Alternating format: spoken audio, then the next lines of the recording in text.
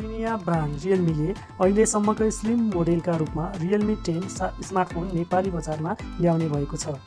7.15 millimetre मोटाइ रहेको स्मार्टफोनमा 5000 mAh को ब्याट्री दिएको छ।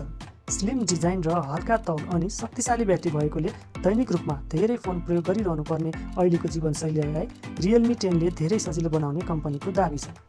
गेम खेल्न होस् अथवा आफ्नो परिवार र साथीभाइसँग फोनमा कुराकानी गर्नुहोस् अथवा सामाजिक सञ्जालमै पनि अपडेट भइरहनको फोन धेरै समयसम्म चलाइरहनु पर्ने हुन्छ। त्यसैले स्मार्टफोन डिजाइन गर्दा Realmeले होल्डिङ एक्सपिरियन्सलाई अत्यन्तै प्राथमिकतामा राख्दै आएको छ।